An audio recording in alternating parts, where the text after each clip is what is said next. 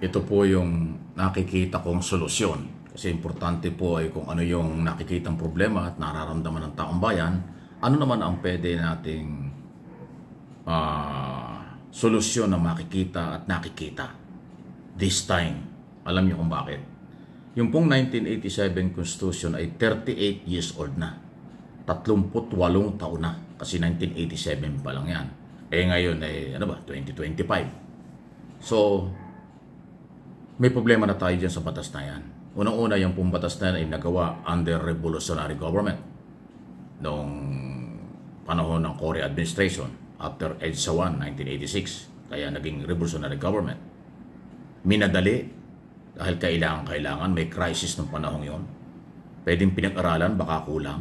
Kaya itong batas na ito ngayon ay hindi na nababagay sa takbo ng panahon, yung global technology, at ang katalinuhan ngayon ng maraming Pilipino, especially ang mga kabataan. At dahil dyan, ito po ay panahon na para baguhin. Hindi lang po ay amend Ako ang aking paniniwala, totally pangkalahatan ng buong saligang batas baguhin. Hindi lang economic provision, kung hindi pati isyong pampolitika.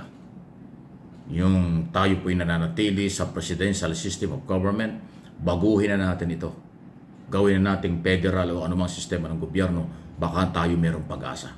Kasi itong politika, itong presidential system of government, masyado pong napopolitika na. Masyado nang gahaman yung ibang naghahawak ng kapangyarihan. Masyado nilang inabuso ang taong bayan dahil sa ilalim ng batas na ito. Kung yung mga gunita, ngayon lang nangyari.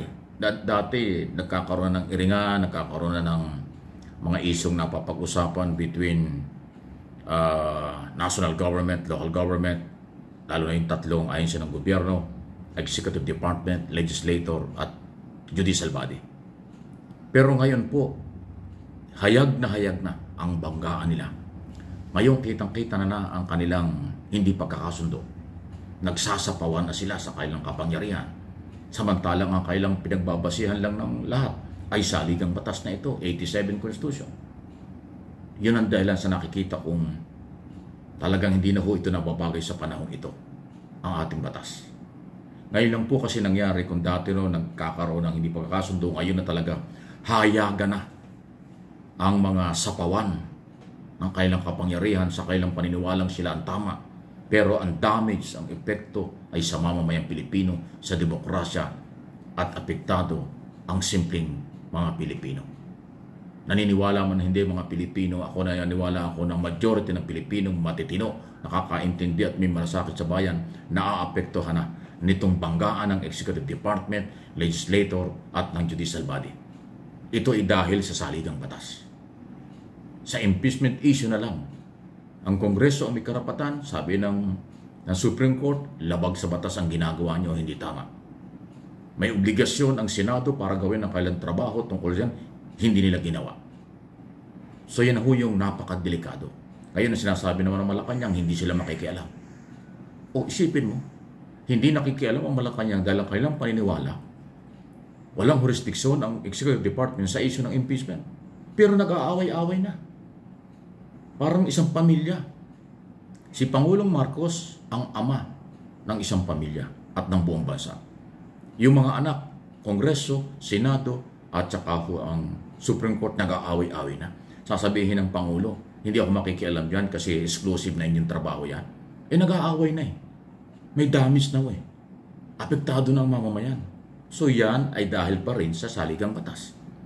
Kasi kinikilala ng Pangulo yung pagiging independent nila sa isyu niyan. Pero may problema na ayaw pa rin aksyonan. Ay yan ang sinasabi natin. Kaya panahon na baguhin. Sana po ay magising na ang mga taong dapat gumawa nito sa tamang pamamaraan, legal na pamamaraan, at hindi marahas na pamamaraan.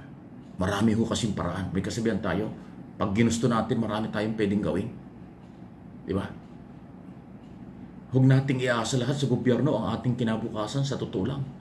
Huwag nating iasa sa mga nakapwesto sa gobyerno ang lahat ng ating magandang buhay para sa ating sarili, sa ating pamilya at mga anak at apo. Kasi ang mamamayan ang dapat masunod. Sa ngayon, sa aking observation at monitoring, Ang mamamayan apektado na. Ang mamamayan ay pagod na.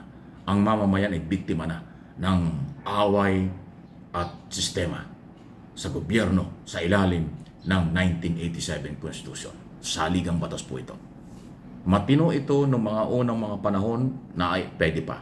Pero ngayon habang tumatakbo na, iba na po ngayon ang buhay ng tao. Masyado na hong global ang galawan. Hindi na hubagay itong batas na ito. Pati yung presidential system of government.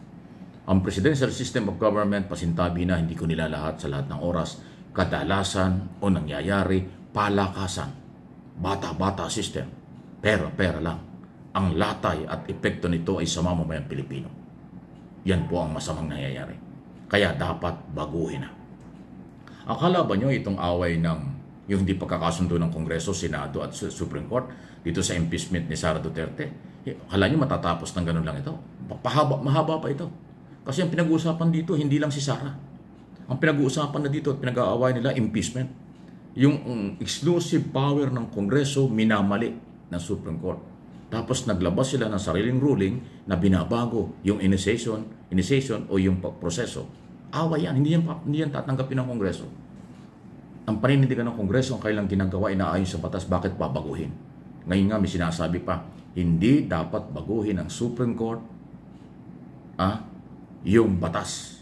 Hindi pwedeng sapawan ng ruling ng Supreme Court ang 1987 Constitution. Nakita nyo, ang lalim na. At ito namang mga senador ay nagpapagamit. Pasintabi na. Ginagamit nila yung ruling ng Supreme Court. Yung kanilang authority, responsibility, accountability, constitutional duty, hindi na nila ginawa. Kasi ang nakalagay doon sa batas, try and decide. Impeachment court, try and decide. Ay sila hindi pa nga ako nagkakaroon ng impeachment trial eh.